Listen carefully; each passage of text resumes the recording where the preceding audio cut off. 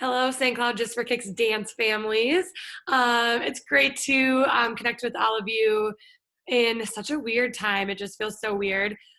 I have to say, I feel really out of my element. I'm not used to just kind of talking and videotaping myself, but I really wanted to connect and kind of explain our plan moving forward. We've spent a major part of the week with Arissa and myself kind of planning and figuring out how we can move forward in a time that is so unsure and so different for all of us. We know that a lot of you are facing significant changes and just a new kind of way of life and a new normal right now. And our goal is to really still keep a sense of normalcy for our dancers and to continue to provide training and something and an activity that they love and can continue growing as a dancer in the months ahead. So I also want to take this time to answer some frequently asked questions because I've been getting a lot of the same questions in my inbox and just thought that this might help kind of clear up and answer any of your questions that you might have. So the first thing I want to talk about is our online classes. We are going to start online classes next week, as you know.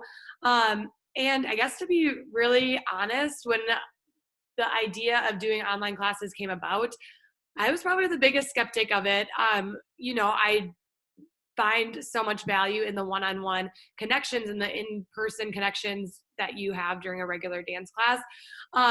So I was kind of against it, I guess, for lack of a better word. But the more I think about it, the more I realize that if we're faced with the option right now of having no dance class at all for the next 2 to 5 months or being able to offer something virtually, it's important to me to be able to provide that service and alter the service that we are normally able to provide and do it in these times. So I think of restaurants that don't normally do takeout and now they're doing takeout orders. And I guess that's the way I'm trying to wrap my mind around it too. Like, if we can't have this in-person connection, then how can we next best serve our dance families? And so this is kind of what we've come up with.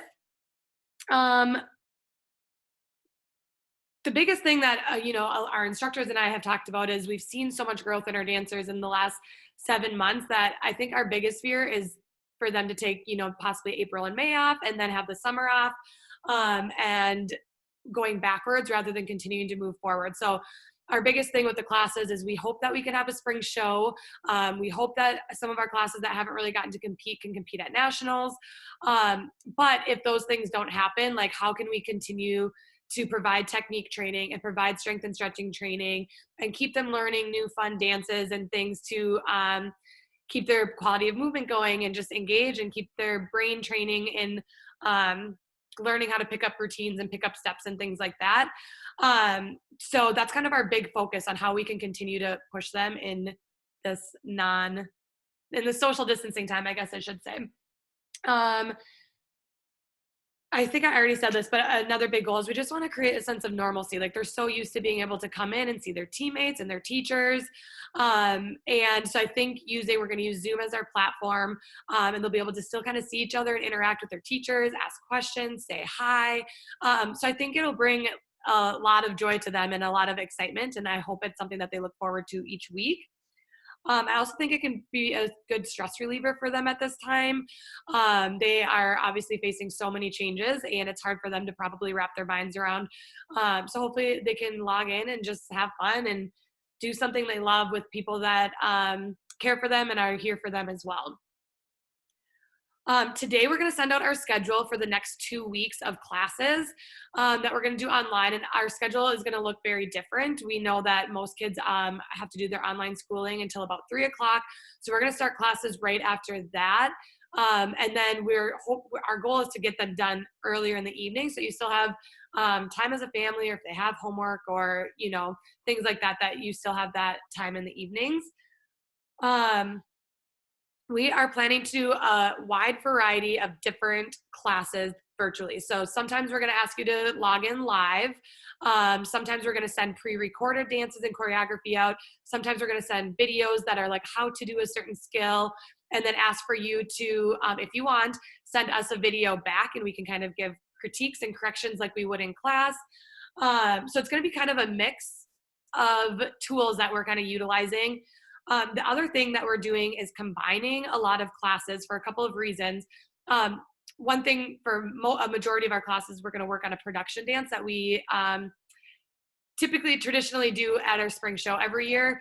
And so it was already all choreographed. Arissa and I worked on that last week. And that way they have something new and fun to learn. And then if we can do a spring show, they'll have something new to show everyone as well. So a lot of, we have 4 or 5 classes that are learning the same part. So we'll be able to combine them, teach that choreography together, answer their questions. And also it'll be fun. Then we can kind of run through their routines and they'll get to kind of show and tell other classes their dances too that they're working on. So that will be kind of fun. We're also doing some strength and stretching classes that are going to be available for all K through 12th graders. They can log in and do those whenever they want to, as often as they want or as little as they want, just to keep them building their skill set and getting some daily activity in. Another thing that'll be a little bit different that we want to explain is the classes are going to be shorter. We're doing them in 30 to 40-minute increments. And the reason being, without that personal connection, we can cut down a lot. Like, we don't have to take attendance. We don't have to wait for everyone to line up on their spot. We don't have to wait for everyone to have a turn to go across the floor, because everyone will do it all at the same time. So we're able to probably pack in more that we normally can in a class, but in a shorter amount of time. I compare it to a private lesson. A lot of our private lessons we do for 30 minutes, and they can fit so much within those 30 minutes. It's just that one-on-one time, or you're just waiting for one dancer to do it. Another thing that I want you to know is if you can't tune in live when we have our classes, that's okay. Of course, we want to have that live interaction so we can see the dancers, but we know that everyone's schedules are different right now, and your family schedule might look different than what we're trying to do with our schedule as well. So we're also going to always record the classes, and then the following day we will post them onto our YouTube channel. So then you can log in and click on the video and watch it at your own time, and your dancer can make up what they might have missed during the live class. And then they'll have that whole week to kind of make it up, and then hopefully join us back again the next week. Each Friday we'll send out a schedule. So I have this coming week schedule and the week after that kind of laid out. If we have to make adjustments, I will announce that next Friday. And then that Friday we'll also send out the links for the upcoming week for you to join in on the Zoom calls. So again, we're going to use Zoom as our platform. We've kind of experimented with a few different ones, and that seems to be the one that works the best for us right now. And so you have to download the app. I believe I had to download it on my computer, and then you just click on the link and it'll automatically pop up and you'll be invited into the class. So that's how that will work. And if you have any questions, you can let us know. Know that this is super new for us. So like I said, even at the beginning of this call, like, I'm nervous to talk into a screen, and, I can go into a class. Like, I love going into the studio and teaching, and I don't get nervous at all. But for some reason, I just feel nervous doing this whole online thing. It just seems a little bit out of my comfort zone, and for our other instructors as well. So we really ask for you to grant us some grace during this time. It's a learning curve for all of us. I know that we're here to service you in the absolute best way that we can, and provide the best training that we can during these times. And so if you have feedback or questions, we're open to that and want to hear from you. But just know it's new for us too. So be patient and understanding, and still love us through it, and allow, all that good stuff. Today, I'm also sending out a survey. I guess I really just want to hear from you. With all of this, like, do you even want us to be doing virtual classes? Would you rather us just end the season now and start fresh when all of this pandemic blows over? Or are you liking the classes? What time frames work best for you? Do you want us to go through May, or do you want us to stop at April? I'm just kind of, I don't know. I feel like I'm guessing at what everybody wants and what I think they need. But I guess I would love feedback too, so we can better plan and do things according to what you guys really want and want to see from us as well. One other thing I just want to mention, I kind of said it before, but our goal in all of this is, I hope that we can hold a spring show. I know in one of the corporate letters that went out that it said a spring show possibly in August. I want you to know that that's not realistic for our program. So my goal is, hopefully we can hold our spring show in May when it's scheduled, May 16th as of now.